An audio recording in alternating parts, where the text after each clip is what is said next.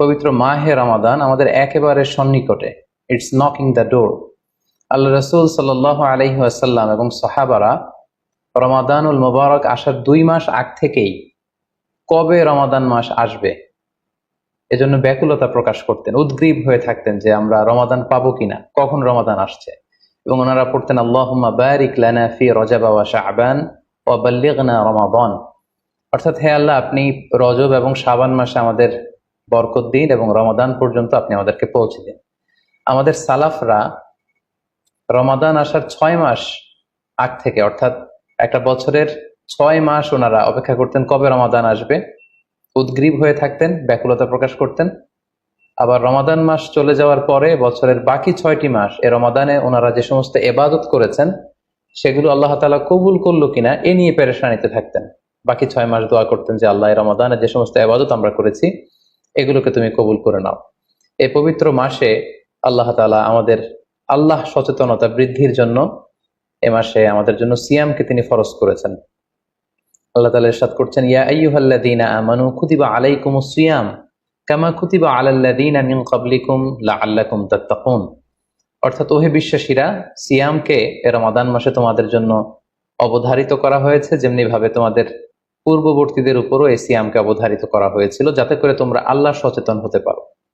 এই আয়াত থেকে বোঝা গেল এই পুরো রমাদানুল মুবারকে যে আমরা সিয়াম উদযাপন করি বা সিয়াম পালন করি, এই সিয়াম বা রোজা পালনের মূল উদ্দেশ্য বা প্রাইম অবজেক্টিভ হচ্ছে আল্লাহ সচেতন হওয়া। এই সিয়াম আমাদেরকে আল্লাহ সচেতন বানায়। এই সিয়াম আমাদের মধ্যে এই ফিলিংস, এই ভাবনা, এই চিন্তা বা এই চেতনাটা নিয়ে আসে যে আমরা এটা ভাবতে শুরু করি যে Allah is watching me, Allah is observing me, Allah আমাকে দেখছেন। এই চিন্তাটাকে, এই সেন্সটাকে, এই ফিলিংটাকে ডেভেলপ করার জন্যই আল্লাহ তাআলা এই মাসে সিয়ামকে আমাদের উপর ফরজ করেছেন। এবং সেটাই আল্লাহ এই আয়াতের শেষাংশে বলছেন, লাআল্লাকুম তাত্তাকুন, যাতে করে তোমরা আল্লাহ সচেতন হতে পারো, যাতে করে তোমরা গড কনসিয়াস হতে পারো।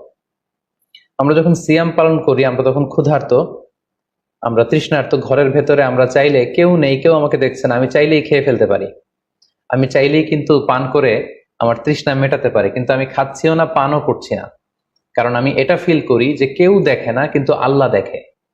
পৃথিবীর কেউ আমাকে দেখছে না, দরজা বন্ধ করে, জানালা বন্ধ করে, ফ্রিজ থেকে ঠান্ডা পানি বের করে, শরবত বের করে আমি কিন্তু ঘরের ভেতরে যখন একা একা থাকি আমি খেয়ে আমার তৃষ্ণা নিবারণ করতে পারি। কিন্তু এটা আমরা কেউই করি না, কারণ আমরা ফিল করি যে পৃথিবীর কেউ যদি নাও দেখে, আল্লাহ সুবহানাহু ওয়া তাআলার চোখে কিন্তু আমরা ফাঁকি দিতে পারছি না।